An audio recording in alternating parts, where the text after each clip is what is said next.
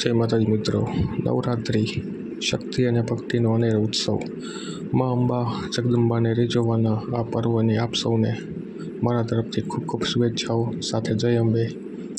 આજે આપણે વાત કરીશું આ નવલી નવરાત્રિ દરમિયાન આપણા ઘરે મંદિરમાં અથવા માતાજીના મઢમાં કયો પ્રસાદ ધરાવવાથી માતાજી પ્રસન્ન થાય છે.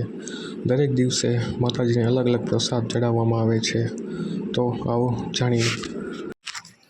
પહેલા નોરતે તમે માતાજીને ઘીનો પ્રસાદ અર્પણ કરી શકો છો. ઘીનો પ્રસાદ અર્પણ કરવાથી માનસિક શાંતિ મળે છે તેમજ ચંદ્ર દોષ દૂર થાય છે.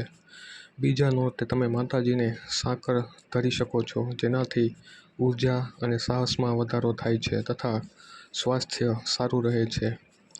ત્રીજા નવરાતે તમે માતાજીને દૂધ અથવા ખીર ધરી શકો છો. આ પ્રસાદથી દાંપત્ય જીવનમાં ખુશીઓ રહે છે. ત્યારબાદ ચોથા નોરતે તમે માતાજીને માલપુઆ અર્પણ કરી શકો છો. માલપુઆ અર્પણ કરવાથી માન સન્માન તથા તેજમાં વધારો થાય છે. પાંચમા નોરતે તમે માતાજીને કેળાનો પ્રસાદ ધરાવવાથી સંતાન સુખ મળે છે, બુદ્ધિ તથા જ્ઞાનમાં વધારો થાય છે તેમજ વ્યાપારમાં વધારો થાય છે. છઠ્ઠા નોરતે માતાજીને મધનો પ્રસાદ ધરાવવો જોઈએ, જેનાથી વિદ્યા વધે છે અને વિવાહના યોગ બને છે. ત્યારબાદ સાતમા નોરતે માતાજીને ગોળનો અથવા ગોળમાંથી બનાવેલી કોઈ વસ્તુનો પ્રસાદ ચડાવવો જોઈએ, જેનાથી નકારાત્મકતા દૂર થાય છે, શનિદોષ શાંત થાય છે અને આજુબાજુ તમારા વાતાવરણ પોઝિટિવ બને છે. આઠમા નોરતે માતાજીને નાળિયેરનો પ્રસાદ ચડાવવાથી સુખ શાંતિ અને સૌંદર્ય મળે છે.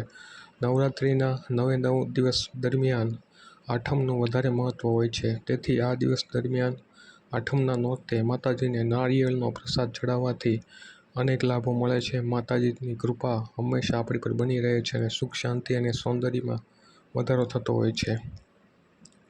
ત્યારબાદ નવમા નોરતે માતાજીને તલ અથવા તલમાંથી બનેલી કોઈ વસ્તુનો પ્રસાદ ચડાવવાથી અથવા કાળા તલ પણ લઈ શકો છો. આ તલના પ્રસાદથી મોક્ષ, ધ્યાન અને આત્મશુદ્ધિ થાય છે.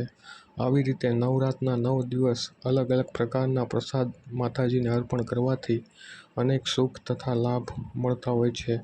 માતાજીને શુદ્ધ અને ચોખ્ખા મનથી પોતાના કુળદેવી અથવા પોતાના મઢે જઈ અથવા પોતાના ઘરે રહી આ રીતે 9 દિવસ પ્રસાદ ચડાવવાથી અનેક લાભો મળતા હોય છે.